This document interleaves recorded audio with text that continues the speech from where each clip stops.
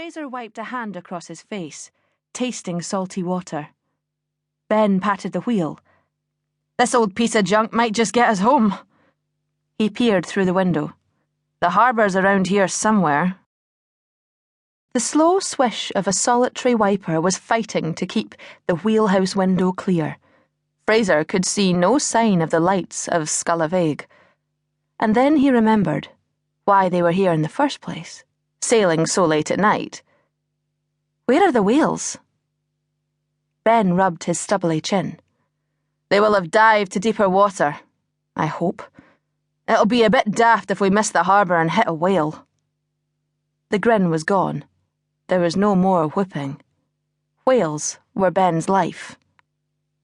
It was already a bit daft, Fraser thought, to go sailing into the night with clouds building and the wind picking up.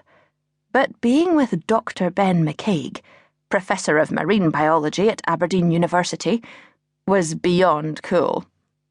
He'd even given Fraser a job title for the summer: Seasonal Voluntary Assistant Researcher, which really meant General Dog's Body, but that was okay. It was enough that Ben let him come along, and it was something to do over the summer holidays. The island of Nin was not the most exciting of places at the best of times, and these were not the best of times on his little island. Ben pulled back on the throttle, and the throb of the engine died, the boat pitching hard.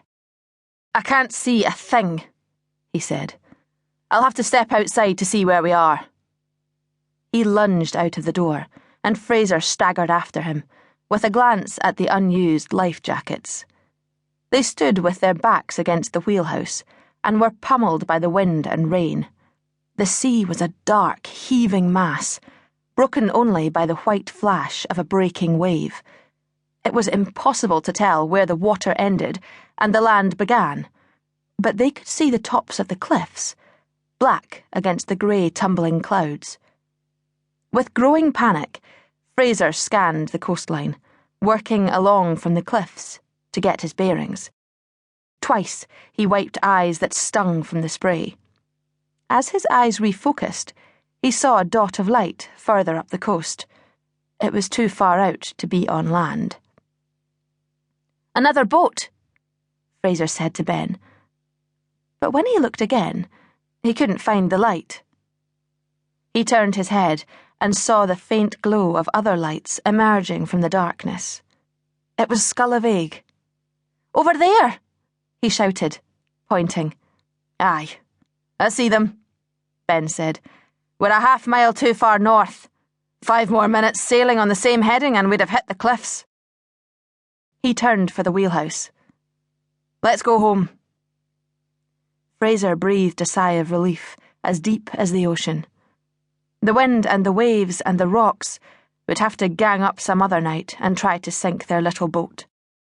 He looked again for the other vessel that was sailing for the open ocean. There was no sign of it. He was stepping into the safety of the wheelhouse when he heard the cry. It was hard to hear anything above the roar of the wind, and for a moment he thought he had imagined it. But it came again, and this time he recognized a word. "Help!"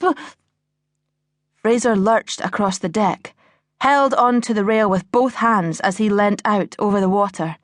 It came again, louder this time, clearer. "Help me!" There was someone in the water. "Did you hear that?" he shouted at the wheelhouse. "Hear what?"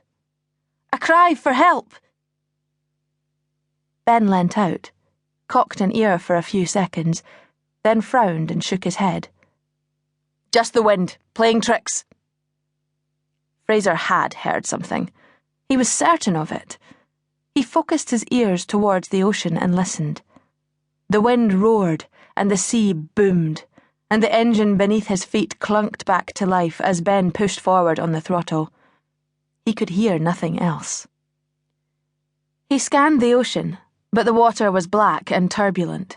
It was impossible to fix his gaze on any one spot, but towards the cliffs there was something.